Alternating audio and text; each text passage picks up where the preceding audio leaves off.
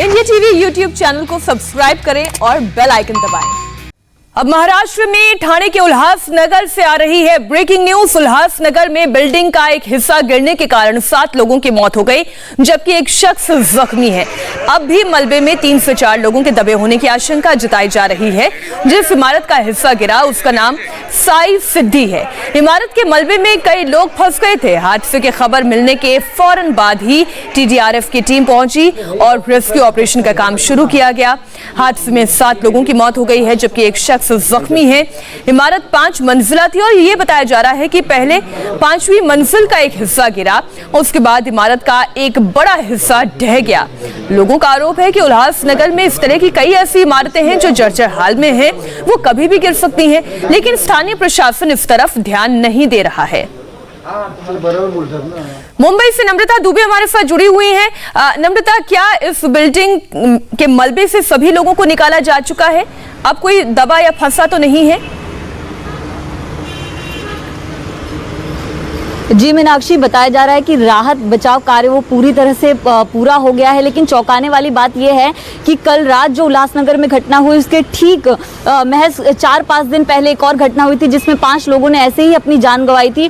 और इस इमारत की अगर मैं बात करूं तो जिसका सैलाब 5वीं मंजिल से ग्राउंड फ्लोर पर गिरा है। इसमें चौंकाने वाली बात यह है कि जो चारों तरफ जो दीवार है इमारत की वो वैसी की वैसी है, अंदर का जो स्लैब है वो पूरी तरह से गिरा है, जबकि जो म्युनिसिपल अथॉरिटी है उन्होंने स्लैब को एक बार तोड़ा था क्योंकि इमारत जर्जर हो गई थी। बिल्डर से कहा था कि इस इमारत में ना रहें, लेकिन बावजूद इसमें लोग रहे थे और जो म्युनिसिपल अथॉरिटी है उन्होंने किसी तरह का एक्शन नहीं लिया था, जिसके बाद कल रात ये हादसा हुआ जिसमें 7 लोगों ने अपनी जान गंवाई है और कई लोग जख्मी हैं।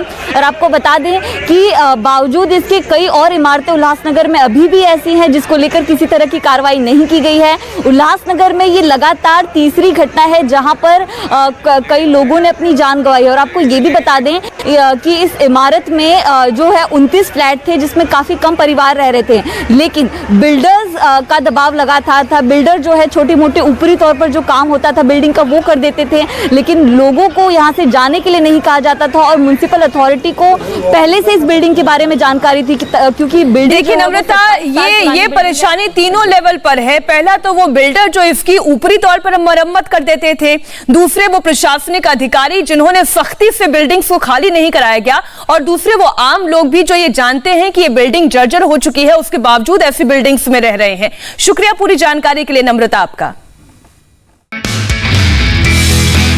नमस्ते, मैं हूं मीनाक्षी जोशी। वीडियो और खबरों से अपडेट रहने के लिए India TV YouTube channel subscribe करें, बेल आइकन दबाना ना भूलें। जुड़े रहें इंडिया टीवी के साथ।